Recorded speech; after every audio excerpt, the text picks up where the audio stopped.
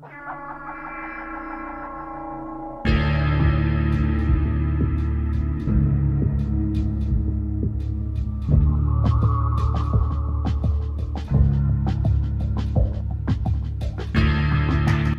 is up, my Indigo viewers? Welcome back to Indigo Productions. And for what we're going to be explaining today, or tonight, wherever you are in the world, we're going to be talking about Half-Life 2.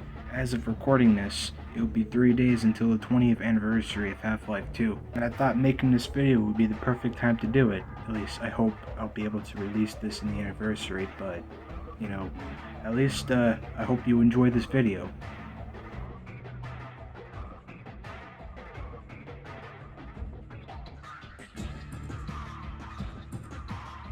Before we get into what it was like during development, here's what the game is about. Half-Life 2 is a 2004 first-person shooter game developed and published by Valve Corporation. It was published for Windows on Valve's digital distribution service Steam. Like the original Half-Life, Half-Life 2 combines shooting, puzzles, and storytelling, and adds features such as vehicles and physics-based gameplay. The player controls Gordon Freeman, who joins the Resistance to liberate Earth from the Combine, an interplanetary alien empire. Now here's how development began. Development of Half-Life 2 began in June 1999, 6 months after the release of the original Half-Life. It was developed by a team of 82, with voice actors included. This number is 100. Valve's president Gabe Newell wanted to redefine the FPS genre, saying, "Why spend 4 years of your life building something that isn't innovative and is basically pointless? If Half-Life 2 isn't viewed as the best PC game of all time, it's going to completely bum out most of the guys on this team." Newell gave his team no deadline and a virtually unlimited budget, promising to fund the project himself if necessary. They used Valve's new in-house game engine Source, developed simultaneously. Whereas Half-Life was set in a single location, the Black Mesa Research Facility, Valve wanted a much more epic and global feel for the sequel. One concept had the player teleporting between planets, which was discarded as it would make continuity between levels difficult. At the suggestion of the art director Viktor Antonov, who was Bulgarian, the team settled on a city in an Eastern European location. In this early concept, players would start the game by boarding the Borealis, an iceberg bound for the city. Nova Prospekt was conceived as a small rail depot built on an old prison in the wasteland and grew from a stopping-off point to the destination itself. After observing how players had connected to minor characters in Half-Life, the team developed the characterization, with more detailed character models and realistic animation. The animator Ken Birdwell studied the work of the psychologist Paul Ekman, who had researched how facial muscles express emotion. The writer Mark Laidlaw created family relationships between the characters, saying as it was a basic dramatic unit everyone understands, rarely used in games. Valve announced Half-Life 2 at E3 2003, with demonstrations of the characters, animation, and physics. The reaction was positive, and the game won the E3 Game of the Show award. Newell also announced a release date of September 30th, 2003, hoping this would motivate the team. They worked long hours to meet the deadline, but by July it was clear they would miss it. Rumors spread of a delay. On September 23rd, Valve released a statement targeting a release for the holiday season, leading to fan backlash. Newell had been hesitant to announce a delay without a new release date. He said later, "We were paralyzed. We knew we weren't going to make the date we promised, and that was going to be a huge fiasco and really embarrassing. But we didn't have a new date to give people either." The graphics card manufacturer ATI had arranged a promotional event on Alcatraz Island to coincide with the planned release of Half-Life 2. Unable to pull out of the event, Newell gave a prepared speech, demonstrated the Source engine, and left without addressing questions. On September 19th, the Half-Life 2 source code was obtained by a German hacker, Axel Jembe, who had infiltrated Valve's internal network months earlier. According to Jembe, he shared it with another person who leaked the code online in early October. Fans soon compiled a playable version of Half-Life 2, revealing how unfinished it was. The leaks damaged morale at Valve and slowed development. In March 2004, Jembe contacted Newell, saying he was a fan and had not acted maliciously. Noel worked with the FBI to invite Djembe to a fake job interview, planning to have him arrested in the United States. However, police arrested him in Germany. In November 2006, Djembe was sentenced to 2 years in probation. In 2004, the team returned after Christmas to long hours, stressful working conditions, and no guarantee that Half-Life 2, which was costing $1 million a month to develop, would be soon finished. However, Newell felt that momentum was gathering, with the team producing about 3 hours of gameplay per month. In March, they created the first version playable from start to finish, and stopped development for a week to play through the game. Major changes by this point included the cutting of Borealis, the replacement of the jet ski with a hovercraft, and introducing the physics-manipulating gravity gun earlier in the game. Feedback was positive across the company. Newell recalled, "The fact that you could go from one end of the game to the other was a really big thing for us, that we knew it just had to get better, but it was all there." After several months of bug fixes and playtesting, Half-Life 2 was completed on October 13, 2004.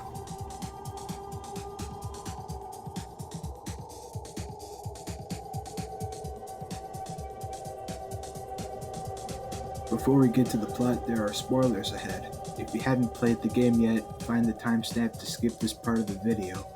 For ones that finished the game, let's begin. After the alien invasion of the Black Mesa Research Facility, a multi-dimensional alien empire known as the Combine invaded and subjugated Earth following a 7-hour war. Approximately 20 years after being placed in stasis, Gordon Freeman is inserted into a passenger train by the G-Men bound for City 17. Helped by the undercover resistance member Barney Calhoun, Gordon attempts to reach the laboratory of Dr. Isaac Kleiner before being subdued by Combine officers. He is rescued by Alex Vance, who guides him to the laboratory.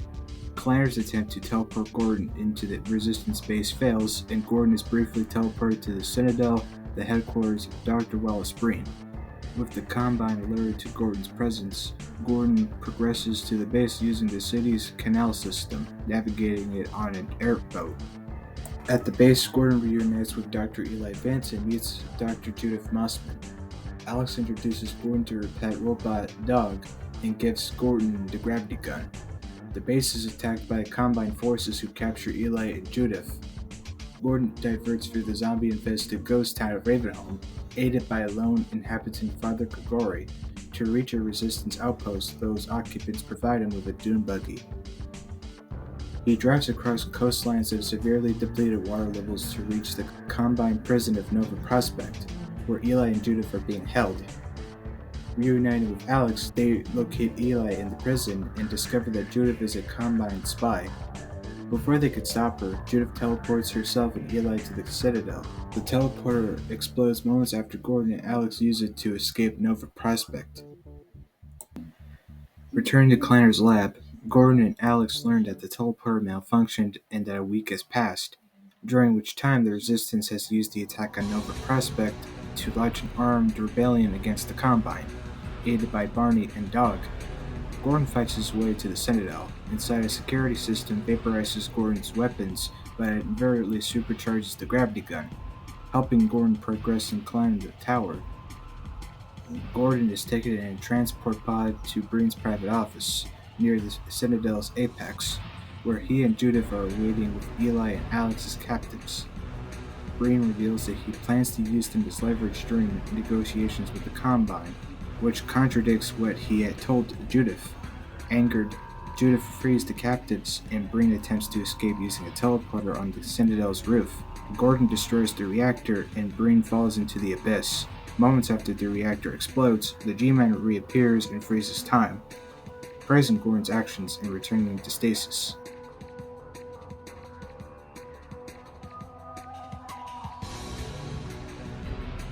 Half-Life 2 has an aggregate score of 96 out of 100 on Metacritic based on 81 reviews. Sources such as 1UP, GameSpy, the Cincinnati Enquirer, the New York Times, and VideoGame.com gave it perfect scores, and others such as PC Gamer, IGN, GamesRadar, and Eurogamer gave near-perfect scores. It was the fifth game to receive 10 out of 10 from Edge. Critics praised the graphics, physics, story, and gameplay. Maximum PC awarded Half-Life 2 11 on their rating scale, which normally peaks at 10, calling it the best game ever made. In the United States, Half-Life 2's PC version sold 680,000 copies and had earned $34.3 million by August 2006. It was the country's 17th best-selling PC game between January 2000 and August 2006. It received a Platinum Sales Award from the Entertainment and Leisure Software Publishers Association, indicating sales of at least 300,000 copies in the United Kingdom. Forbes reported on February 9, 2011 that the game has sold 12 million copies worldwide. In a review of the Orange Box, IGN stated that although Half-Life 2 has already been released for other media, the game itself is still enjoyable on a console. They also noted that the physics of Half-Life 2 are impressive despite being a console game. However, it was noted that the graphics on the Xbox 360 version of Half-Life 2 were not as impressive as when it was released on the PC. GameSpot's review of the Orange Box noticed that the content of both the Xbox 360 releases and PlayStation 3 releases were exactly alike. The only issue with the PlayStation 3 version was that it had noticeable frame rate hiccups. GameSpot continued to say that the frame rates issues were only minor, but some considered them to be a significant irritation. Several critics, including some that had given positive reviews, complained about the required usage of the program Steam, the requirement to create an account, register the products, and permanently lock them to the account before being allowed to play, along with installation difficulties and lack of support.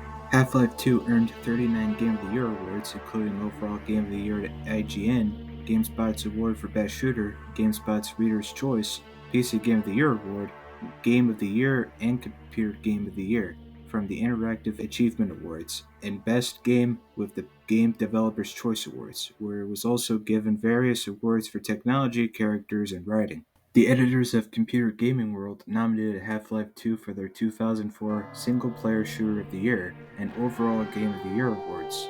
Although it lost to Painkiller and World of Warcraft, they wrote, Half-Life 2, everyone's default pick to win this year, is indeed a fantastic roller coaster of a ride.